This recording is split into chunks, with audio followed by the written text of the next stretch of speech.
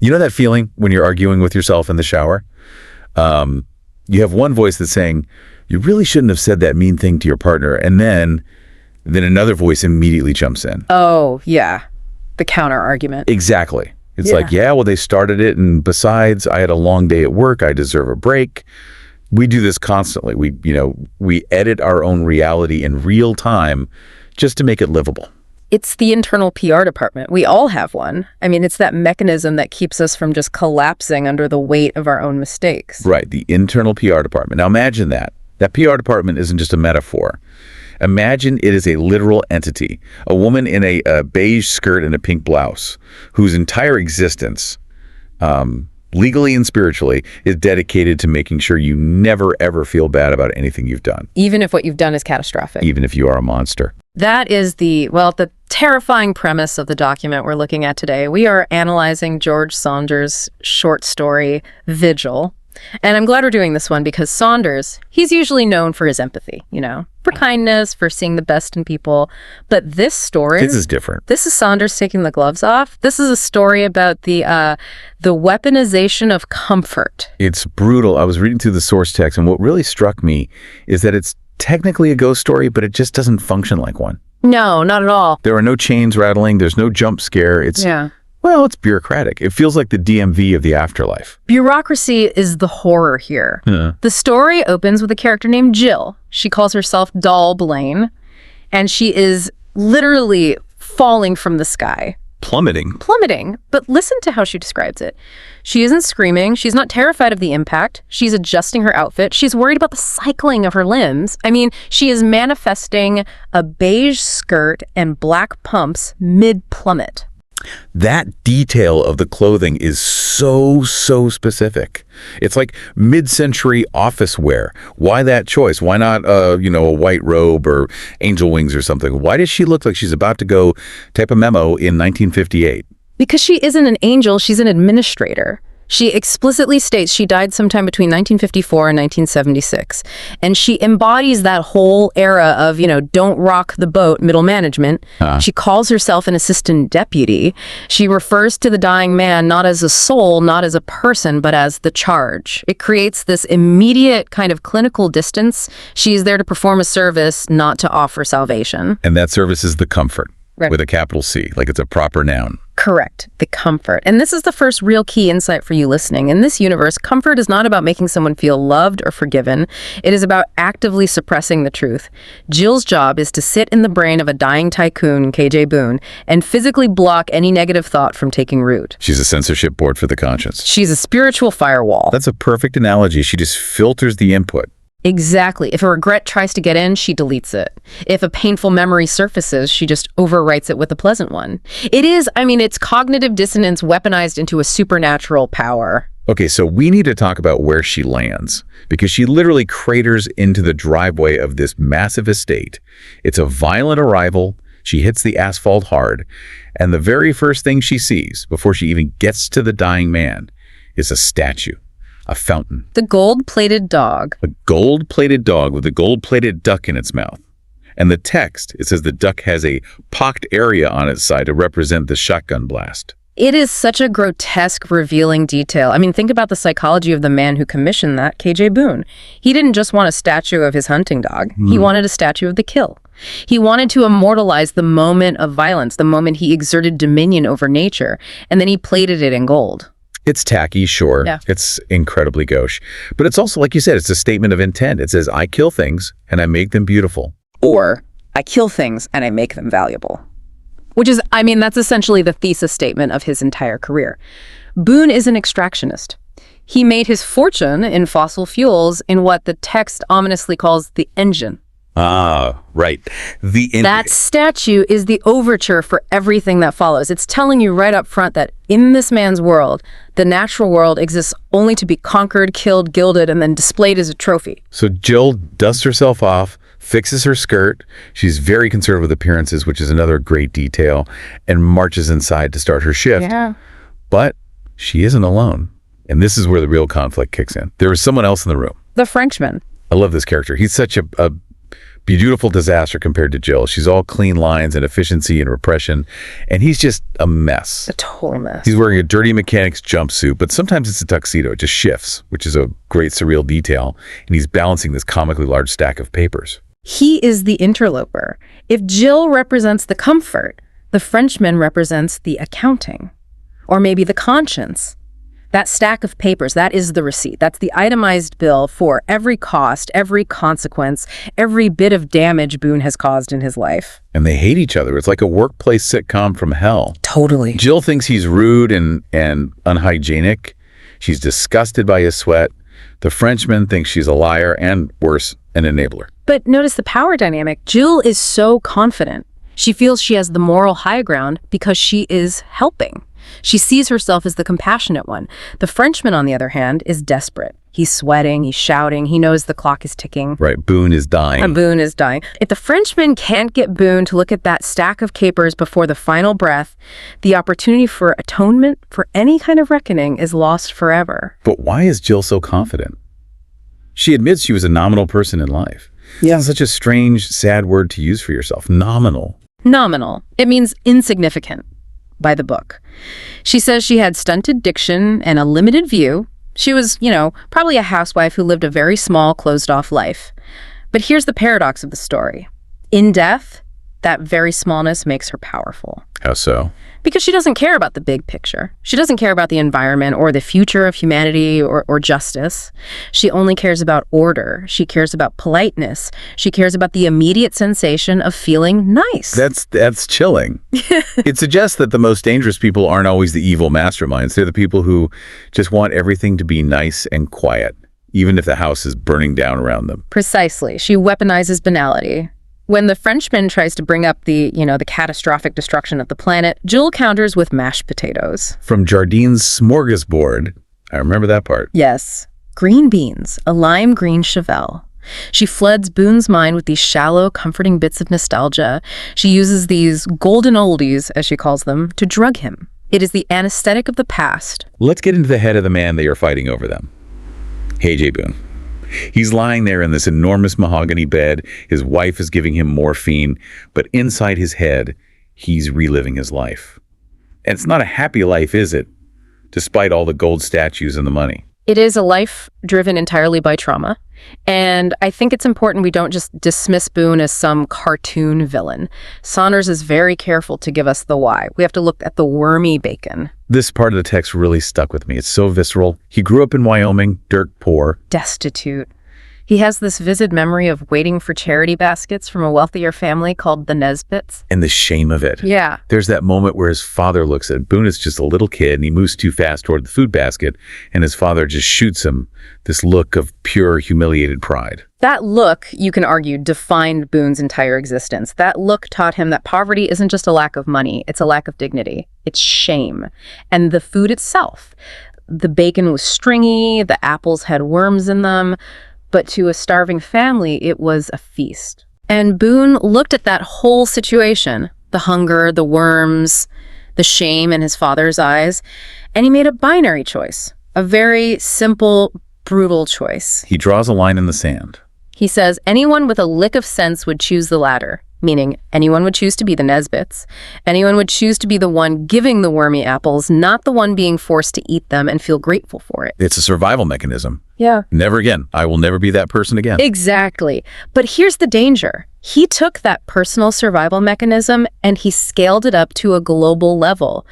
When a trauma response becomes a corporate philosophy or even a worldview, that's when things get catastrophic. It's one thing to say, I'll never be poor.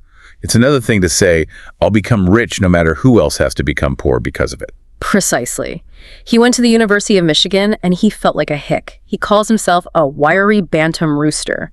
He was convinced the citified classmates were mocking him, looking down on him. So what did he do? He decided to crush them, intellectually, financially, in every way. He studied the hard sciences, right? Yeah. Sedimentology or something. Organic chemistry. And that's a key point. He isn't stupid. He's not ignorant. He understands the science. He used that incredible intellect to build an empire.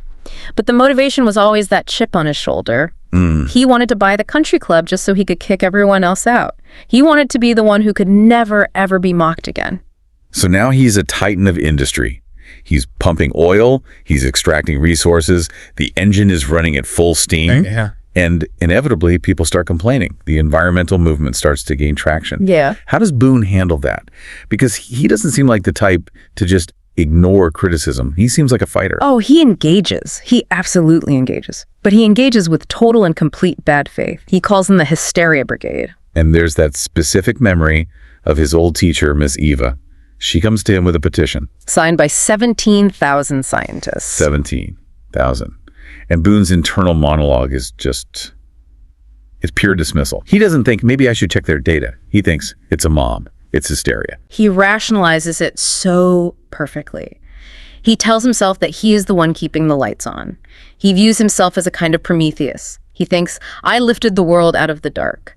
I provided the tide that lifts all boats. And the pollution. The damage. In his mind, that's just the necessary cost of civilization. He basically thinks, you want to go back to the dark ages, you want to eat wormy apples for the rest of your life. No. Then let me drill. But he went further than just ignoring them or belittling them. The text mentions think tanks. This is where the story feels so incredibly modern, almost ripped from the headlines.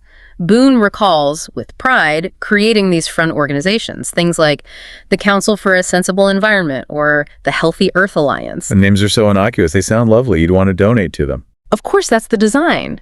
He openly admits to his goal being muddying the waters. He gave the wink to his subordinates to set up these strawman organizations. Their only job was to create doubt, to make the public think, well, the scientists disagree on this. He systematically gaslit the entire world so he could keep his stock price climbing. And he's proud of it. Even on his deathbed, Jill, the comforter, she pulls up this memory as a win. Like, look how smart you were, KJ. You outmaneuvered those idiots. You won the game. But the Frenchman isn't having it. And this leads to, for me, the most surreal and disturbing sequence in the entire story. The Frenchman decides that arguments aren't working. The papers aren't working. The intellectual debate is failing because Boone is just too good at rationalizing. So he brings the consequences into the room. Physically. He brings the birds. The birds. The birds. It starts with the Frenchman just conjuring them out of thin air. And he's not just saying birds. Saunders is so specific with the names. Hooded warblers, cerulean warblers. Necklace-throated dayhawk. And that specificity is everything. It grounds it. These aren't abstract concepts like biodiversity loss. These are specific biological entities that Boone's industry has helped to erase. By naming them, the Frenchman is giving them back their dignity even in death. Can you describe the Dayhawk scene? Because that is the image that I just can't get out of my head. It's so heartbreakingly simple. The Frenchman holds out his hand, and this small bird, a necklace-throated dayhawk, lands on it, and it begins to drink, or it tries to. It lowers its beak to the Frenchman's palm, anticipating water. It's a biological reflex. It's thirsty. But there is no water. There is no water. The bird is mimicking a behavior from its natural habitat, but the habitat is gone. The text says it is drinking from a pool that wasn't there, and then it just dies. It topples over in his hand. Because of the heat? Is that what he says? The Frenchman screams it at him. Catastrophic wildfires during breeding season. Unprecedented spring heat wave. He is showing Boone the direct, unbreakable causal link. You built the engine. The engine heated the world. The heat dried the pools. The bird is dead. Your signature is on this corpse. That is a direct accusation of murder, essentially. Yeah. Not of one bird, but on a species level. It is. It connects the abstract boardroom decision to the very real, very dead body in his hand. So how does Boone react? I mean, if someone showed me a dead bird and said, you did this, I'd be wrecked. I'd be sobbing. Boone gets annoyed. Annoyed. He's seeing death manifest in his own bedroom and he's annoyed. He feels invaded. His first thought isn't, what have I done? It's, why is this dirty Frenchman bringing dead animals into my clean house? He calls the Frenchman a frog. He immediately retreats into his own impenetrable logic. He thinks, I provided the fuel. You want to walk everywhere. You want to give up your car? No, then shut up. You participate in society, therefore you cannot criticize it. The classic deflection, the ultimate deflection. Boone truly, genuinely believes that because the consumer used his product, the consumer is the guilty one. He's just the service provider. He completely absolves himself of all agency. His thinking is, I didn't burn the world. You all did by driving the cars I sold you the gas for. And Jill is right there, helping him do it. While the Frenchman is holding this tiny dead creature, Jill is scrambling to change the channel in his brain. She's throwing golden oldies at him. Think about the Chevelle, KJ. Remember the pretty girls? She is desperately trying to drown out the moral horror with sensory pleasure. And it works. Boone turns away from the bird. He chooses the memory of mashed potatoes. He chooses the comfort of the familiar over the pain of this new, terrible truth. So the Frenchman has to escalate. The birds didn't work. The guilt didn't work. So he brings out the heavy artillery. He decides to show Boone the people he surrounded himself with, to show him what his version of success actually looks like. He brings in the Mells. Mel G and Mel R, two men in shiny blue suits. This scene is just pure, unadulterated body horror. It's so strange. These two men enter the room. They act like old friends or colleagues or maybe his lawyers. They start reciting all the corporate mantras that Boone loves. We have won the fight. Admit no wrongdoing. Leave with thy victory intact. They are the yes men. They're the sycophants he built his empire on. They are his echo chamber made flesh. And then they start to multiply. I actually laughed out loud at this part, even though it's so disgusting. They start dropping miniature versions of themselves from their pants. From their rears, the text says. It's scatological. It is profoundly degrading. These tiny little men in identical shiny suits fall out of the pant legs of the big men, and they make a sound. Clunk, clunk. Like little plastic toys hitting the floor. And then those tiny men grow up instantly and start dropping their own tiny men. It is a cancer. It's the cancer of sycophancy. The room fills up with these identical men, all nodding, all smiling, all agreeing with Boone. It becomes claustrophobic. It is a visual representation of a life where you have systematically removed all dissent. If you fire everyone who disagrees with you, eventually you are just left with infinite copies of yourself. And what's wild is that even Boone is freaked out. He has this moment where he looks at them and asks, what did you do to merit a visit like that? That is the one moment of clarity he has in the whole story. He looks at his friends, his colleagues, and he sees them as monsters. He sees that his entire support system wasn't real connection. It was just replication. It was a biological algorithm of agreement. But the Frenchman miscalculates, doesn't he? He thinks this horror will finally break Boone. He thinks Boone will scream, "Get them away from me. I was wrong. My life was a sham." But he doesn't. Because Jill is too strong, and Boone's defense mechanisms are just too calcified after a lifetime of practice. The Frenchman looks at Boone, who is surrounded by this sea of nodding, dropping men, and he realizes he is lost. The line is, "I have failed to make the thing clear." It's so sad. I seem to lack the necessary skill. It is absolutely heartbreaking. The truth admits defeat. The conscience gives up. The Frenchman fades away. He goes back to his Parisian graveyard. He leaves the field to Jill. He realizes that you cannot force someone to see the truth if their entire identity depends on not seeing it. So Jill wins. The Comforter wins. And what does she do with her victory? She performs the final edit. She basically photoshops his life in the final seconds before he dies. She takes him back to a childhood memory. But she deep fakes it. It's an act of pure manipulation. A memory of a girl named Mag Ebner. Yes. In reality, Mag Ebner was a girl that Boone's mother accidentally killed with a tractor. A horrible, traumatic event. It was likely a defining tragedy of his childhood, a source of guilt and sorrow for his whole family.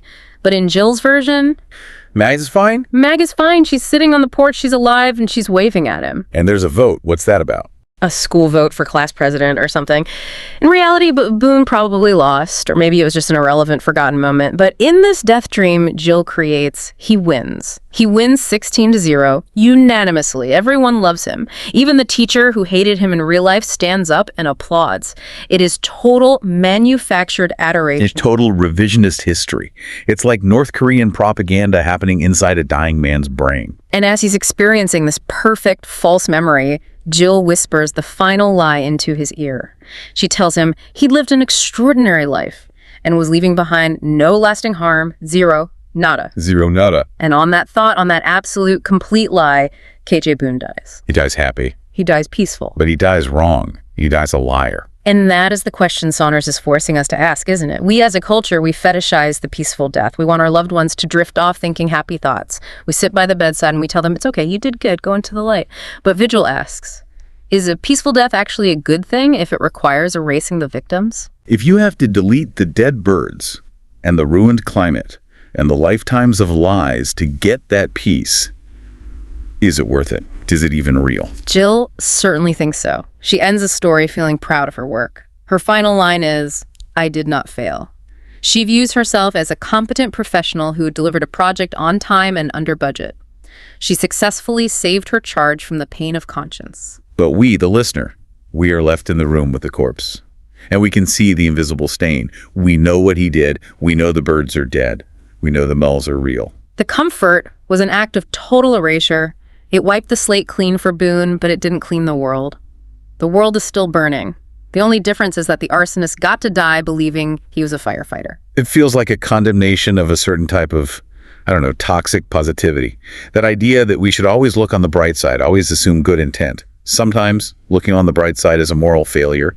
Sometimes you need to look directly at the dark side because that's where the truth is hiding. It's complicity, that's the word. If you comfort the oppressor, you are participating in the oppression. Jill thinks she's a neutral party, just doing her job. But she is the most powerful and effective ally KJ Boone ever had. This makes me think about our own internal Jills. Because it's easy to judge Boone. He's a billionaire oil tycoon. Most of us aren't that. But we all have the mechanism. How do you mean? Well, I bought a coffee this morning in a disposable cup.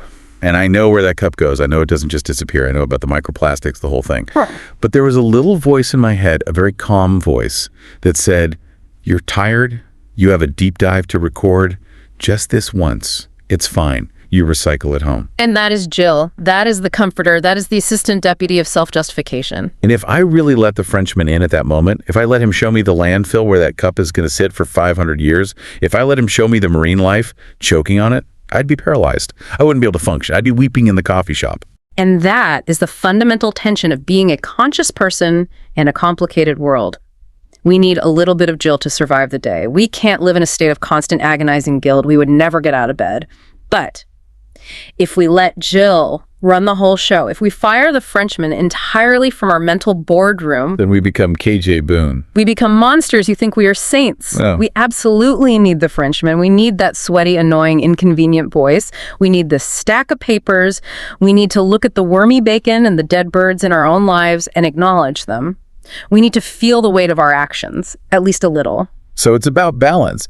You can't let the Frenchman drive the car, or you'll crash the thing from sheer anxiety. But you can't let Jill drive either, or you'll run over everyone on the sidewalk and not even notice because she's playing golden oldies on the radio. You have to let them bicker in the backseat. The bickering is the conscience. The moment the bickering stops, the moment you feel completely and totally justified, totally righteous, 100% in the right, that is the moment you should be absolutely terrified. That's the danger zone. When the Mells start dropping from your pants and telling you how great you are. When your internal monologue just becomes a fan club. Exactly. If everyone in your head is agreeing with you, you might want to check your pants for tiny, shiny-suited lawyers. Gross. But a very, very accurate image. Saunders doesn't give us a happy ending here. He doesn't say, and then Boone, in his last moment, realized the error of his ways and repented. He shows us the failure. He shows us that it is entirely possible to live a destructive life and die a happy death. Justice is not some guaranteed force in the universe. Justice has to be enforced by the living. Because the dead and their comforters, they won't do it. They're too busy rewriting history. The Frenchman is gone. He went back to his graveyard in Paris. So it is up to us to pick up his stack of papers. It is up to us to be willing to look at the receipts. So I think here's the takeaway for you, for everyone listening today. It's not really about fossil fuels or even about billionaires. It's about that voice in your head. The next time you do something you know is, well, maybe not right. And that sweet, sensible voice chimes in to say, it's not a big deal. You're a good person. You had your reasons. Just pause for a second. Ask yourself, is that the truth? Or is that just Jill adjusting her skirt? Is that just the assistant deputy of comfort trying to keep her emotional numbers up for the quarter? Invite the Frenchman in for just a minute. He smells bad, and he's loud, and he's going to ruin your vibe. But he might just save your soul. Or at the very least, he'll save you from turning into a statue of a gold-plated dog with a shotgun hole in its side. Which, aesthetically speaking, is a fate worse than death. Truly. Thank you for walking through this nightmare with me. A pleasure, as always. And to our listeners, check your conscience. Is it working? Or is it just comforting? See you in the next deep dive.